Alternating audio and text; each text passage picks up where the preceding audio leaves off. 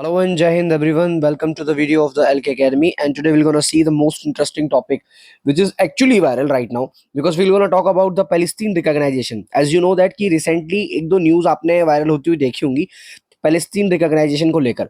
तो अभी अभी भारत तो इसमें हमेशा से इनका साथ देता हुआ आया ही है, यानी कि पैलेस्टीन को रिकॉग्नाइजेशन देनी चाहिए। बट इजराइल कहीं ना कहीं इनके बहुत ज्यादा इस चीज के अगेंस्ट है, थोड़ा सा खिलाफ है। But on the other side कहीं ना कहीं there are different different countries, like they are just supporting different different peoples for the different different things. But इस वर्ल्ड वाइड कंट्री में एक्चुअली फिलिस्तीन को रिकॉग्नाइजेशन मिलना चाहिए या नहीं मिलना चाहिए, क्या उसके ऊपर दोबारा बात करी जानी चाहिए, क्या उसको लेके कुछ टर्म्स एंड कंडीशन होनी चाहिए, उस सब आज की वीडियो में हम डिस्कस करने वाले हैं। एक एक चीज को डिटेल में जानने वाले हैं। चलिए स्टार्ट करते हैं वीडियो को विदाउट टाइम वेस्ट करते हुए। तो आपको पता ही है कि यूनाइटेड नेशन यानी कि जनरल असेंबली की एक मीटिंग हुई, जहां पर फ्रांस फ्रांस जनरली उसके अंदर बहुत इंपॉर्टेंट रोल था। क्यों? UK, Canada, Australia and several European Union nation recently join this and growing list countries recognizing Palestine statehood. They all are just supporting the Palestine for regarding that. कहीं ना कहीं ये support बहुत बड़े level पे है एंड ये criticism है किसका? इजराइल का। They don't want to support the Israel, they are calling that basically one thing, that basically a reward for the terrorism, whatever the terrorism is spreaded by Israel, in all over the area.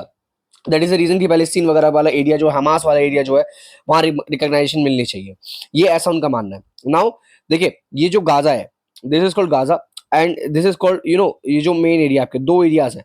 सो यहाँ पर अलग अलग areas पर अलग अलग diplomatic situations है। आपको पता है यहाँ पर एक हमास नाम का एक ग्रुप है जो उसको लीड करता है, यहाँ भी एक अपनी गवर्नमेंट है जो उनको लीड करती है।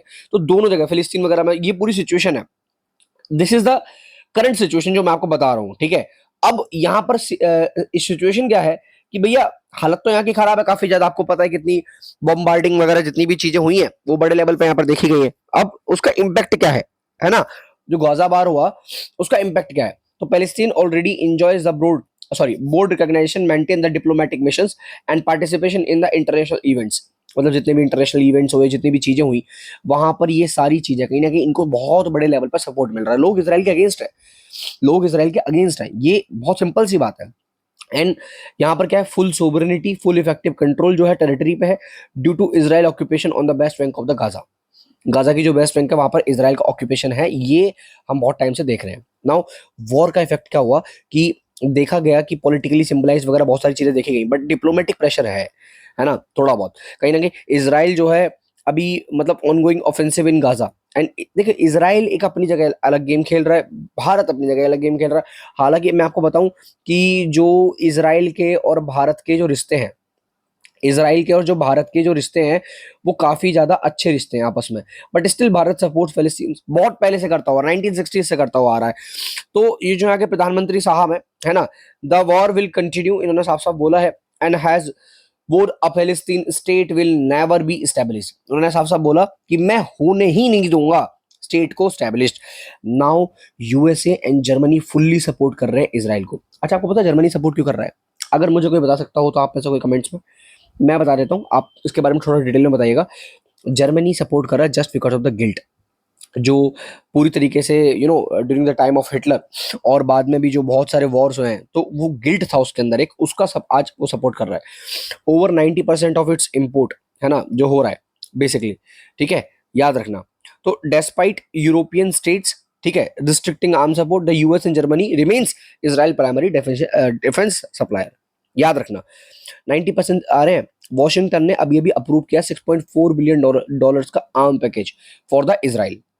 अब एक तरफ यूएसए, एक तरफ जर्मनी, और दूसरी तरफ खड़ा है यूके, दूसरी तरफ खड़ा है फ्रांस, ठीक है, दूसरी तरफ खड़ा है ऑस्ट्रेलिया। भाई साहब, नाटो टूट गया, नाटो टूट गया, नाटो की हालत हो गई खराब, ये इसमें कोई दो राय नहीं है, ठीक है। नाटो पूरी तरीके से खत्म है। एक मॉन्टेविडियो कन्वेंशन हुआ था 1933 में, तो यहाँ 4 क्राइटेरिया बोले गए थे किसी भी स्टेटहुड को पाने के लिए। 4 क्राइटेरिया। पहला क्राइटेरिया क्या है भैया? उसकी परमानेंट एक टेरिटरी होनी चाहिए, परमानेंट पॉपुलेशन होनी चाहिए, गवर्नमेंट होनी चाहिए बढ़िया, और इंटरनेशनल रिलेशन होनी चाहिए। ये 4 क्राइटेरिया है। यानी कि जैसे अगर मैं टेरिटरी की बात करूं, वेस्ट बैंक, ईस्ट, ठीक है, जो जेरूसलम से और गाजा है effectively under the Israel control. Settlement expansion undermines sovereignty claims. ठीक है, मतलब अभी भी इसराइल के कंट्रोल में है टेरिटरी वाला जो एरिया है। परमानेंट पॉपुलेशन की बात करूं, लगभग लगभग 65,000 लोग मरे हैं। मैं आपको बताऊं 1.5 से 2 लाख, 2 लाख लोग मरे हैं इसमें। ये डाटा पूरा डाला नहीं गया है यहाँ पर, इतने लोग मरे हैं इस वॉर में, इस एरिया में। गवर्नमेंट की बात करूं, मैंने आपको बताया, देखो पैलेस्टीन गवर्नमेंट जो है वो वेस्ट बैंक पे अथॉरिटी कर रही है, हमास हमास जो है वो गाजा पे कर रहा है। देखो यहाँ पर मैं दिखाता हूँ, ये यहाँ पर जो गवर्नमेंट है, ये वेस्ट बैंक वाला जो हिस्सा है, यहाँ पर पैलेस्टीन का कंट्रोल है पूरा का पूरा। दो ग्रुप्स हैं यहाँ पर, और यहाँ हमास नाम का ग्रुप है, यही ग्रुप है जो टेररिज्म को सपोर्ट करता है यहाँ पे। इसके अंदर कुछ लोग हैं जो टेरर को सपोर्ट करते हैं। So this is the biggest thing कि कुछ लोग इसे सपोर्ट भी नहीं करना चाहते हैं। तो थोड़ा सा वीकनिंग यूनिफाइड गवर्नेंस है इनके यहाँ। ठीक है, और इंटरनेशनल रिकग्निशन की अगर मैं बात करूं, तो आप लोगों को पता ही है कि पैलेस्टीन की जो डिप्लोमेटिक कैपेसिटी है अभी कहीं ना कहीं थोड़ी सी इफेक्टिव है as compare to other countries. Reason क्या है कि देखो, इनको सपोर्ट करते हैं लोग, भारत भी सपोर्ट करता है और भी कंट्री सपोर्ट करती है। पूरा वेस्टर्न फ्रंट इनको सपोर्ट कर रहा है इस टाइम पर। यूएसए को हटा दूं मैं, अगर जर्मनी को हटा दूं तो। ठीक है, इसराइल का रेस्पॉन्स क्या है? इसराइल का रेस्पॉन्स बहुत क्लियर है कि Israel has reacted to the global recognition with basically defiance and the escalation. And यहाँ पर इन्होंने साफ साफ बोली है कि हम फलस्तीन को स्टेट बनने से रोकेंगे। कौन बोल रहा है? इसराइल बोल रहा है ये, हम रोकेंगे, हम नहीं बनने देंगे। And international calls for the two state solution, है ना, वो बोल रहे हैं despite rising international calls for the two state solution, हम तो पूरी तरीके से रोक देंगे। On the ground military action, settlement expansion continue to possibly the basically, मतलब कुल मिला के Israel just want that back. Israel नहीं छोड़ने वाला उसको। भारत ने कब कब सपोर्ट किया? 1974 में, 1988 में, 1996 में भारत ने बड़े लेवल पे इनको सपोर्ट किया है।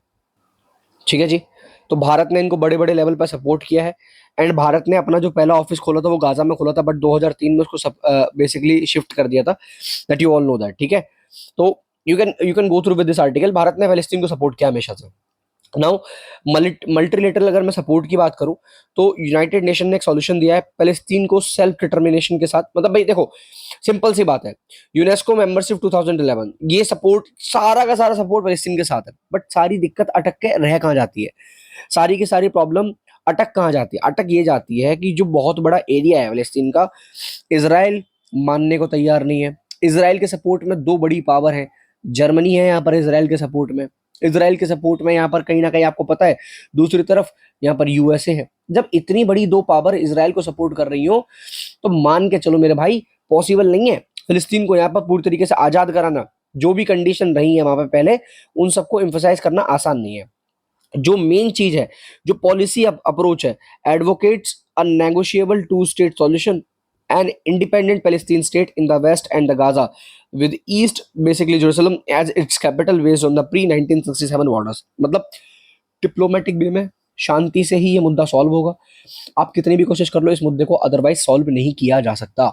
It is clear. ठीक है, तो याद रखना, कहीं ना कहीं कल को आपको हो सकता है, मेरे को तो इसराइल का पल्ला भी भारी लग रहा है ना चाहते हुए भी, इट्स माय व्यूज। ठीक है, कहीं क्योंकि इसराइल का जो भैया कंट्रोल है ना पूरे एरिया में भयंकर तरीके से, and I don't think so कि अभी कोई भी और होगा जो उसको सपोर्ट कर पाएगा। But India continues to back a two state solution, stressing that only through the dialogue and the negotiation as lasting peace can be achieved in the reason.